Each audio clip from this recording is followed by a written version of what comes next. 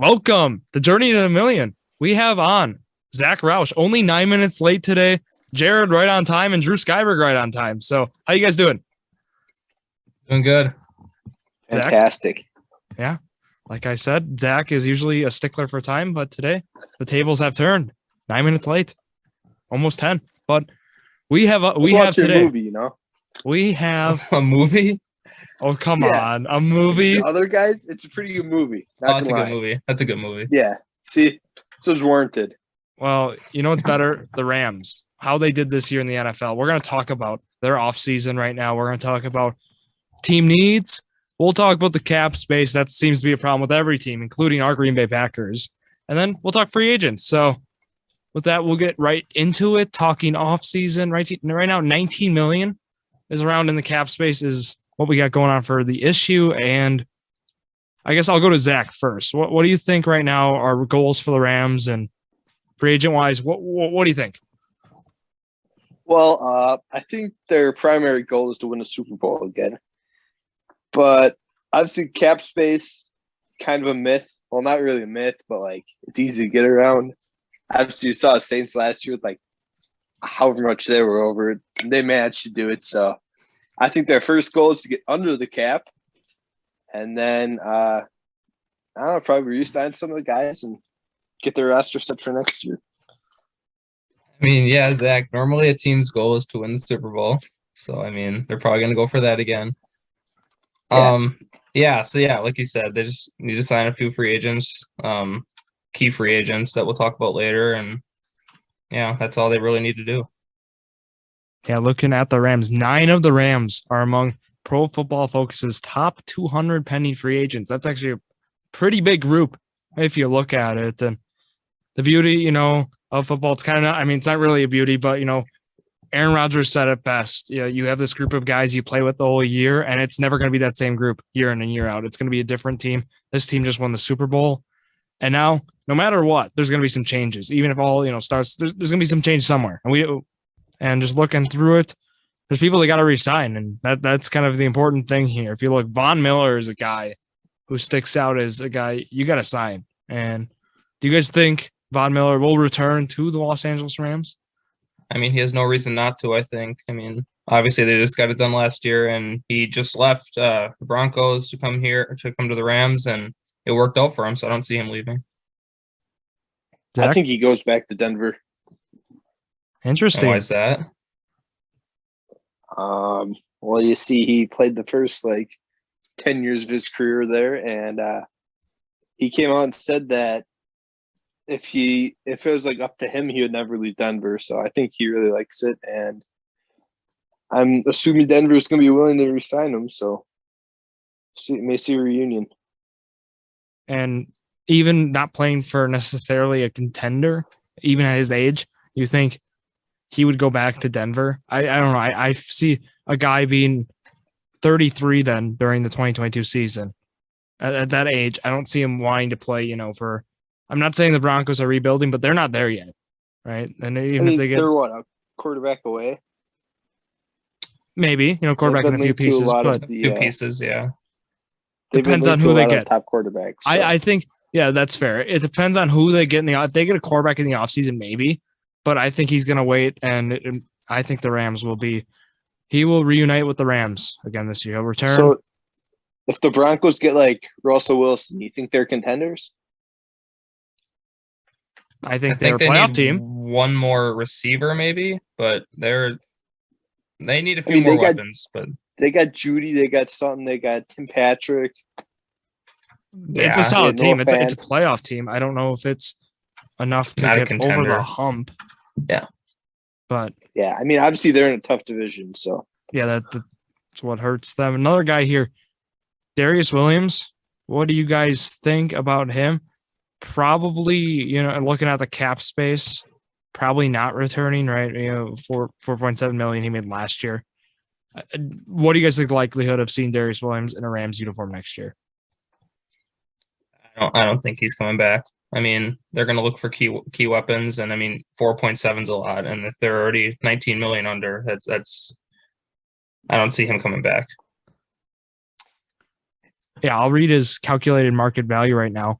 So I read that salary he was last year is, what was it? It was 4.7 million. His average annual salary based on the calculated market value, 14.6 million average salary, 4-year, 58 million. So probably not going to see him back. He'll probably go get paid somewhere else, and that'll probably, step into a needing another corner, which we'll talk about later with the needs category. But looking at that's got to be a thing there. And then Sony Michel looking acres, and just with they have running backs. Anderson. Yeah. It's looking like he probably won't be back. Zach, thoughts on Sony Michel, where he might sign? I don't know. I don't know if he'll be a starting back. He might be part of kind of like a 1-2 punch like he was this year with Henderson, then Akers later in the year once Akers came back. But where that might be, I don't know. But I think he's either going to be a top tier backup or a 1-2 punch. Yeah, that seems like a fair outlook for Michelle. Let's talk more. Let's talk a lineman here. Austin Corbett for the Rams, a guard here. He made $1.8 million during 2021. He's a free agent. Probably gonna be a guy you want back for sure. Considering he played over 1,000 offensive snaps last year while allowing only 3 sacks and committed only 2 penalties. So a solid offensive lineman. What do you guys think about this offensive line first with Whitworth probably retiring? You think that's going to be a problem coming down the road?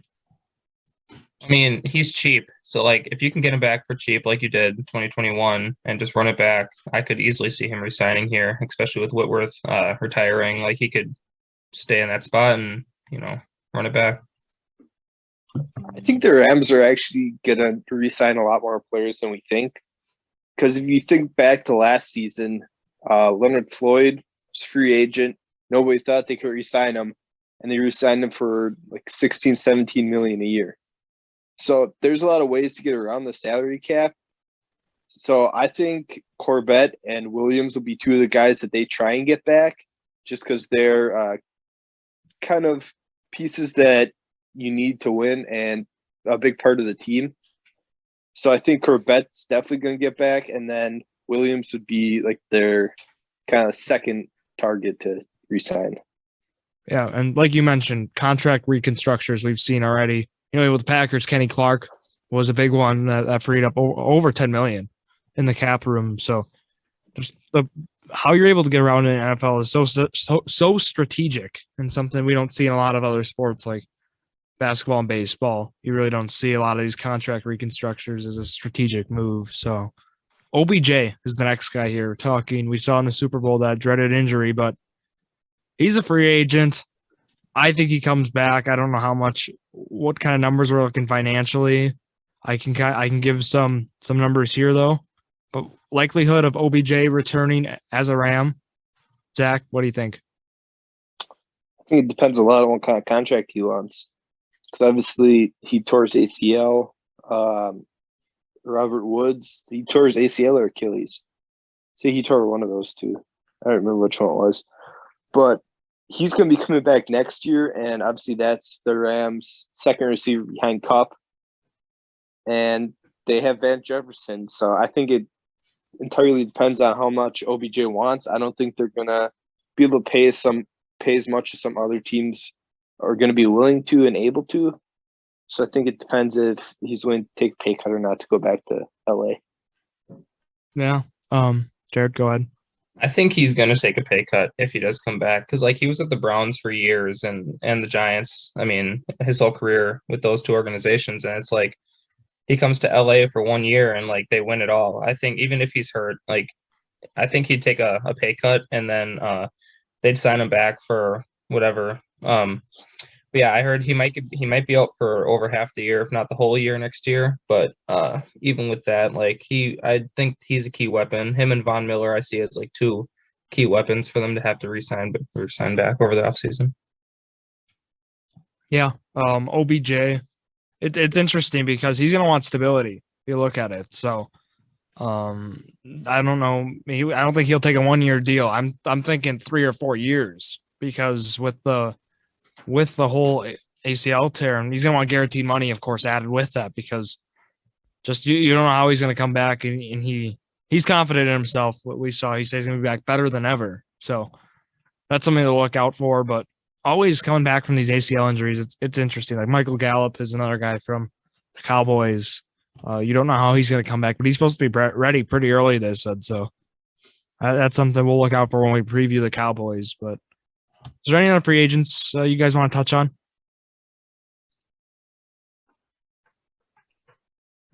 Not really. No? Okay. We'll talk then.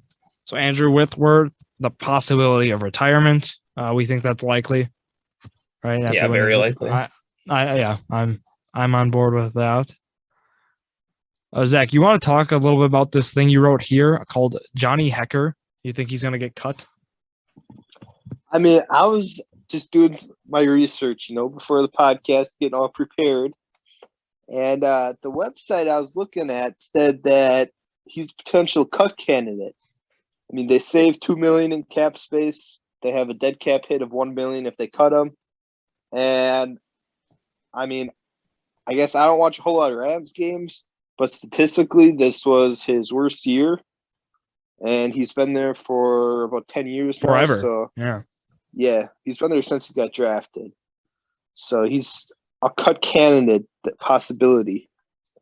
But obviously probably not the guy the Rams would like to cut the most. But imagine the backlash if they cut this guy. Literally. That's what I'm thinking of. But I guess financially, you're right. It could be because, punters are important, but at the end of the day, I mean, they're replaced. Like, there's a lot of guys who can kick the ball. And, I mean, there's some guys do it great, like, do it best. Like, I'm looking, of course, the stats, like average punt yardage and such. Like, there's certainly talented punters, but I don't know if it's statistically his worst year. Theoretically, it could be going downhill from here. It was being 32 already. So, just something to look out for. I think you're right. It's certainly in the realm of possibilities if you put it like that. But again, the fan base would not like that whatsoever. And of course, we mentioned the contract restructuring as possibilities. But talking needs for the Los Angeles Rams, what do you guys think stands out right away? For me, it's, if Whitworth retires, it's got to be right a tackle. Yeah, for sure. I mean, is he like 40? I think he's up there. So 41, I think. 41. So yeah, he's definitely, 99% sure he's going to retire. So they're going to have to fill that need. And not saying they need to get someone of his talent, but like they could draft someone, a young player, bring someone in, get some experience, and just replace him. I mean, they don't need to get the next all-star. I mean, they can just be in a solid lineman that can replace him. Yeah. Zach, what do you think? Yeah, I'd say that, or I guess just kind of replacing the players that they lose. If they don't sign Williams, they're going to need a corner. If they don't sign OBJ, they might need a fourth receiver if they don't like Tutu Atwell. Obviously, Whitworth retires, they're going to need somebody to step in, whether that's somebody from on the roster, they draft someone free agency. I see there's a lot of different options there. But then maybe a linebacker or something like that. But I think they have their team is kind of set up pretty well for next year. Exactly. Yeah. A team that just wins the Super Bowl. I mean, you don't really need to do anything outside of trying to get those free agents back and just like replacing the ones that you can't get back, like you said. So, I mean, if they can just do those few things, they're going to be set for next year. Yeah, and they have some young guys up and coming. Like, look what Ernest Jones did in the Super Bowl even. That's a solid linebacker right there. And then just re-signing Miller only helps that linebacker core. So I know it's a need right now, but I think they'll be able to take care of that come this offseason. I think everything will be settled with that. So I think it just look at the offensive line and then just corner. If you're not able to get Williams back, I think that'd be a problem for the Rams. So, I mean, do you guys want to talk about their what it's looking like for next year then? Yeah. Do you want to talk about predictions for next year? Like exactly. That's what we're gonna be doing. So, I mean, I said this earlier in a different episode, but I think that the Rams, if they get these key players back, I mean, Von Miller, OBJ, you know, if they get them back, I can still see this team going back to the Super Bowl. They have the talent, obviously. Stafford proved it in his first year. They got the quarterback. Maybe running back might be a soft spot in their lineup, but like they got the weapons even without Robert Woods. And I guess OBJ for some of the season. But like, yeah, if they can get all these players back, I can see them making a big run again next year and possibly repeating. Mm-hmm. And we're going to do a little game here. This is fun. We did this with Nacho Flacco. So I'm going to read opponents on the schedule. You guys are going to spit out a record. You ready? Yep. Here we go. Starting at Arizona, at Kansas City, at Los Angeles for the Chargers. And then they host Arizona, host San Francisco, host Seattle, host Atlanta, host Carolina, host Denver. This isn't any this is just a random order. Host Vegas. They're at New Orleans, at San Francisco, at Tampa Bay, at Seattle, at Green Bay, host Buffalo, and host Dallas. That's a tough schedule right there. That's what the 2022 Rams schedule looks like. What do you guys think with some of those names I read? 17-game season. Just throw a record out there. 10-7. 10-7. Oh, I was thinking more 12-5. 10-7 and 12-5. I'm writing these down, so keep that in mind for this off-season preview. We're gonna have some fun here. I think they'll drop a game against if Rodgers is back, you don't know with like the Packers, but like that could be a loss. They said they play Kansas City, that could be a loss. I mean, there's some in there that are questionable still. But. Yeah, the Kansas City, Chargers, Buffalo. I'd say that's 3 losses. I wouldn't give them games. 7. I wouldn't give them 7 losses though. They got to go back to Lambeau again. They're losing at least 1 against 49ers. So that's 4. It's a possibility, yeah. Probably going to lose 1 to the Cardinals. Probably going to lose 1 to the Cardinals. That's already 5. And then you got Dallas, Seattle usually plays pretty tough. So I mean, yeah, it could happen, definitely. Yeah, but also the NFC is going to be pretty bad next year. So yeah, you're sticking with that, Zach, and you're right with how it's looked. I mean, futures looking. How things might turn out, of course, Brady leaving already is a big thing. But draft, here it is. So we'll talk draft picks a little bit. Rams, for the 2022 draft picks, they own 1 second-round pick. They own 2 third-round ones. And then they have 1 fifth round. So that's not much they're working with right now because their first round went to the Lions in the Stafford trade.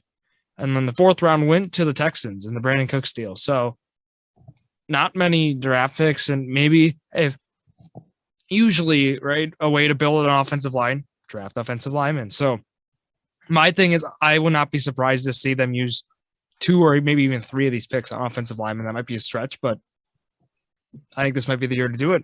Even we could see maybe in the 2nd, 3rd round, see Luke Gedeke end up, in one of those spots. Look at how he's performed so far. But Zach, what do you think with the draft? How they might approach this? I think they're definitely going to take like a secondary. Obviously, the Rams been very good at drafting. That's kind of how they've got to this point. But I think they're going to take some secondary, probably take offensive linemen in the 2nd or 3rd round. And, kind of just fill their positions in need. Yeah, looking at how they drafted last year, they went with Tutu Atwell out of Louisville in the 2nd round last year, and then Ernest Jones in the 3rd, and then Bobby Brown the 3rd and the 4th, Robert Rochelle in the 4th round as well, and Jacob Harris. So they took 3 defensive guys and then 2 wide receivers last year. So we could maybe see something different with that, like Zach mentioned. Secondary pick is probably likely as well in that, but can't wait. NFL draft time is coming up soon. Combine's coming up. I don't know what your thoughts are on the NFL Combine. At Lucas Oil Stadium, right? Oh, yeah. Yes, Jared. It's at Lucas Oil Stadium. Yes, we get it. Indianapolis hosts a lot of events, but come on. It's because they don't host Well, state then- playoff events, so Okay. you don't have Okay. to worry Yes. about that. I Okay. mean, they don't have to worry about Pacers? No. Colts? Of course not. They had to beat Well- Jacksonville first. That's But- enough. Yeah, that's okay.